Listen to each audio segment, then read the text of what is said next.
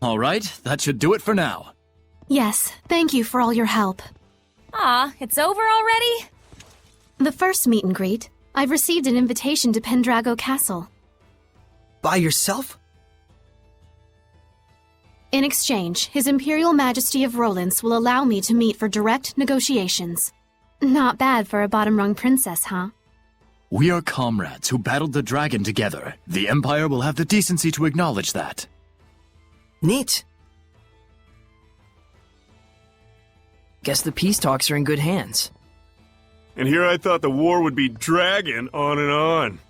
Oh no, that was a pretty good one! I'm jealous. Is it a competition?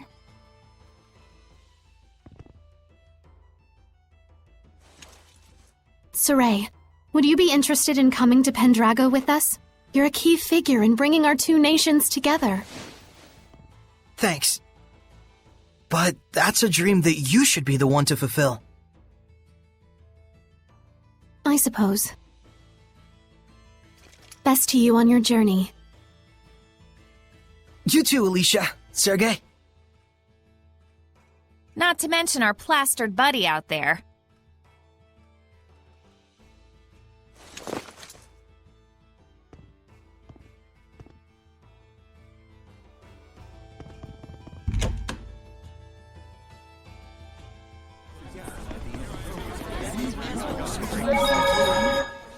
Boy, he didn't waste any time turning her down. Right there in front of him, the perfect date. No wonder girls don't dig shepherds. Well, what can you do? Yes, we're talking about Saray after all. Seriously? There you have it.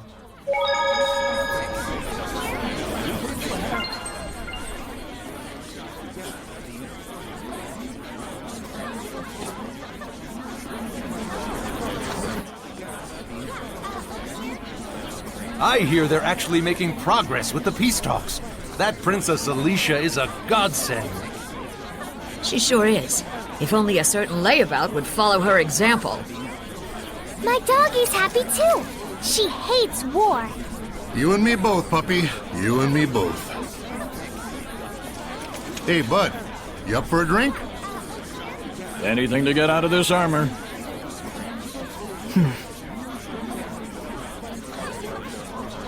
Our departure can wait a day. Huh? But... So sleepy all of a sudden. Oh, my back. I gotta lie down. Get us a nice room. Come on.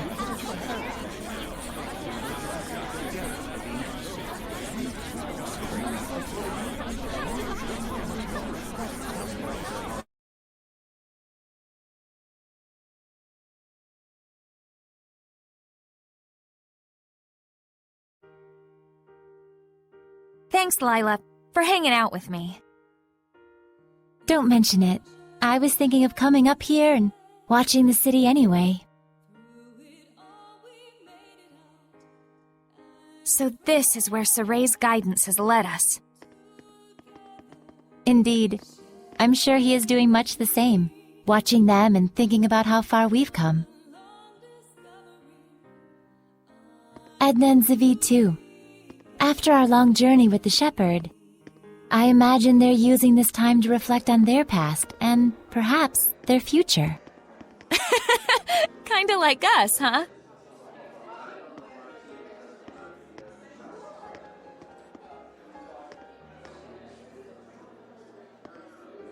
Well, well. Edna coming to see me? Should I be scanning the skies for pigs?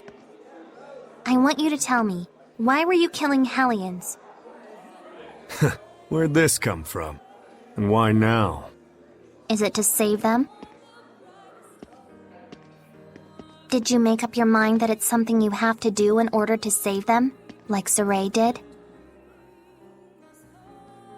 Oh, I get it. You still haven't quite wrapped your head around the idea of death as a form of salvation. And so every time you put it into words, it's been to convince yourself.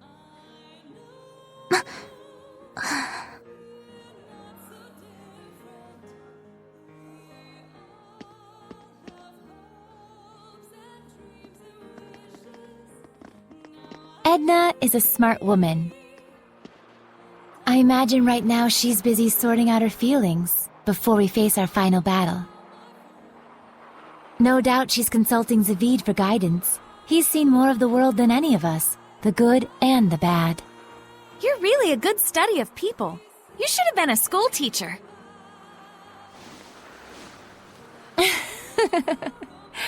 Oh, but Rose, you had something you wanted to ask me, didn't you?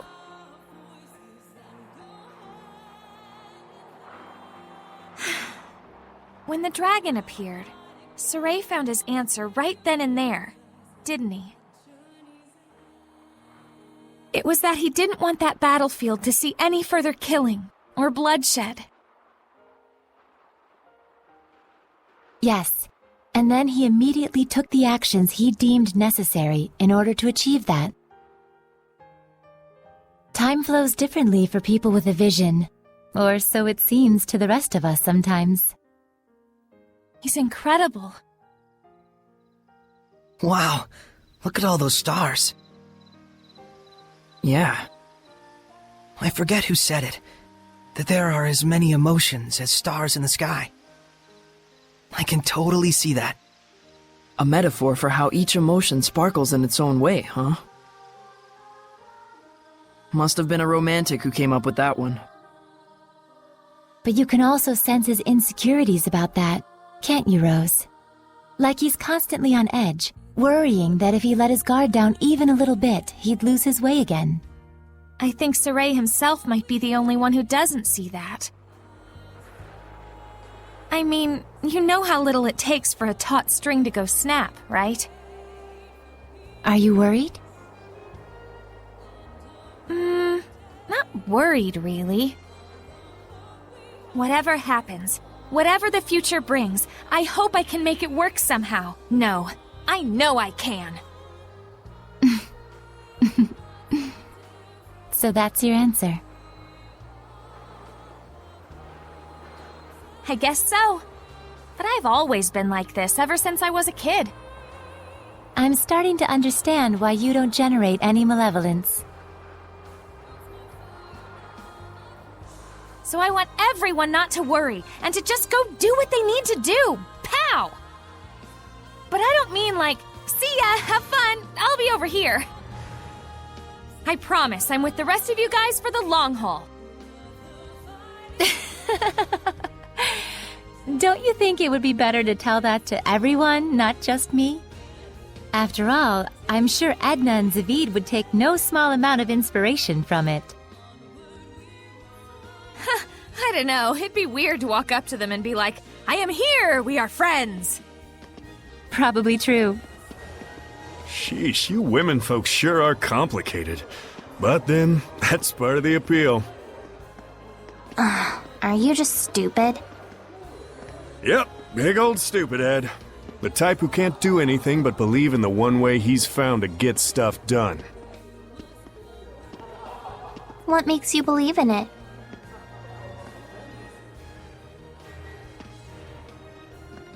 I just have a need to protect the pride of my friends and fellow Seraphim. No one becomes a Hellion because they want to. But when you turn into one, you know what that means, right? So that's why I end it for them, for the sake of their pride.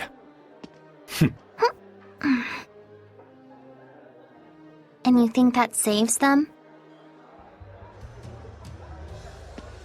Who knows? That's something they get to ponder after death, in their own personal afterlife. How gallant of you. So that must be what makes you so... Attractive? Ow! Hey!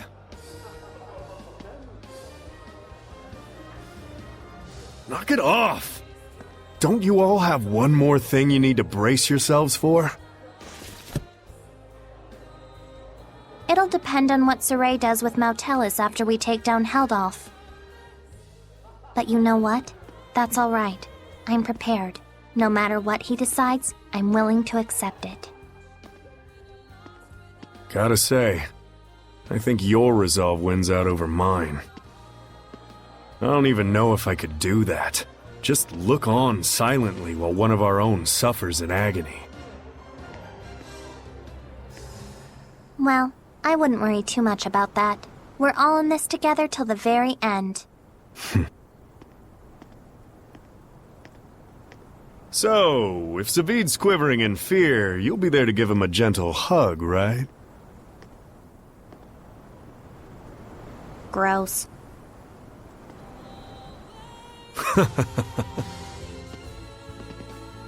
Well, if my saying something is enough to cheer those two up, it might be worth it after all. It's enough to have someone to lend you a kind word. After all, that's what friends and comrades are for. But Rose, if you don't mind, may I ask what prompted you to bring all this up? I just kinda thought you and I might have sort of been thinking about stuff along the same lines.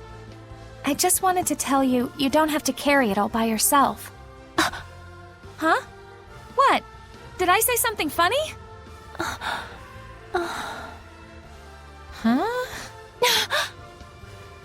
The two of us really are more alike than we realize.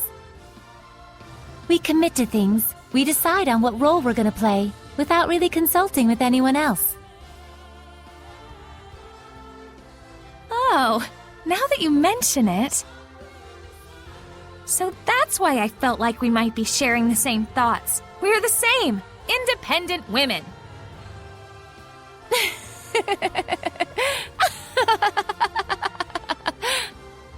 Rose, I must thank you. I feel like a great load has been taken off my mind. Really?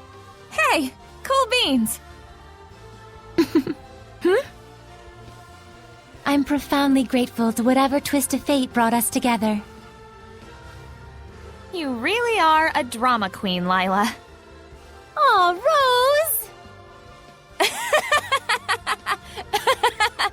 All right, come on. We got some friends to go cheer up.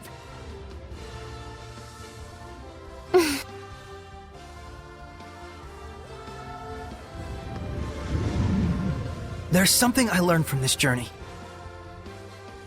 Some stars you can't see, and because you can't see them, you think they're not shining. But they are. It turned out that there were a lot of stars that we couldn't see from our home in Elysia. Once people notice the stars, they start to understand just how brilliantly they shine. Just like how Alicia finally got a sense of what Seraphim were truly like the first time she heard your voices. That was a trip. You should have seen your face.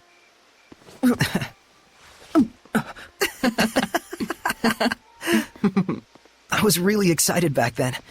It gave me hope that one day other humans might be able to talk to the Seraphim. But even then, you had to cut off your senses and hold your...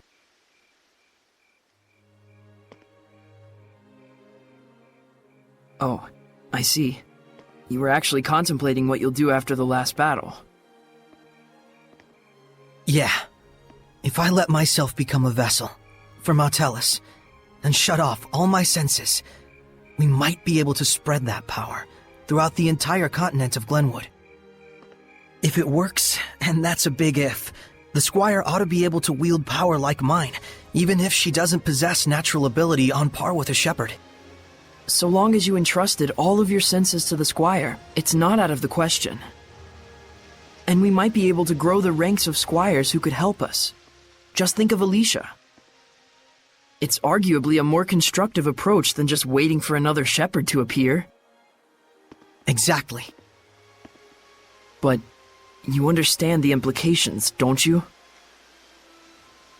Yeah. Until the squires can quell enough of the Earth's malevolence to let Mautellus's natural purification take over, I would need to wait and sleep. By bonding with Mautellus, you'll be abandoned in time. It could take years. It could take centuries. And even if humans appear who can see and talk to Seraphim, there's no guarantee they'll choose the path of coexistence. I believe in them. What about your dream? Weren't you going to go off exploring ruins around the world? My dream will live on, so long as I don't forget.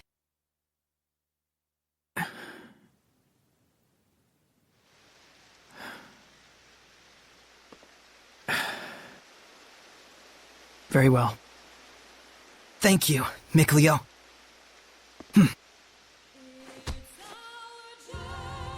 You're like prototypically stupid. It's not so much that guys are stupid. It's just that the ladies are too smart. What's that, your philosophy? Looks like the gang's all here. I suppose you were all listening to us then? Yes. I may not be Edna, but you really are... Totally... stupid.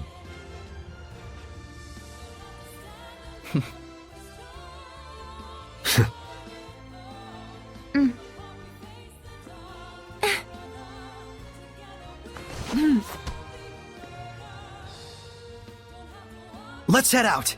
Huh? We're not waiting till morning? No farewells to Alicia or anyone? I'd like to set out under these stars tonight, so that every time I gaze up at the night sky, I can remember this very day. Guess we've got our own romantic right here. You think so? So what's up? Are we going? Yeah. To the last battle. Yeah. All right then. No doubts, no regrets.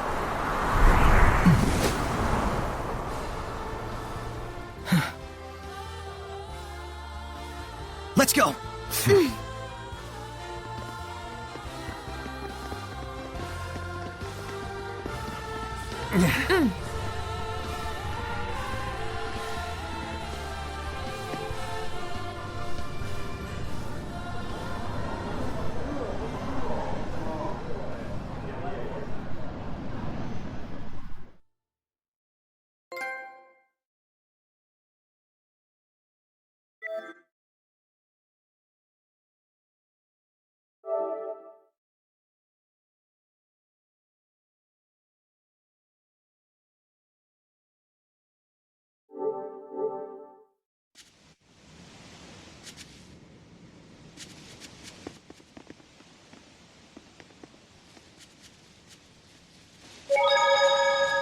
You're not worried about Alicia and the others?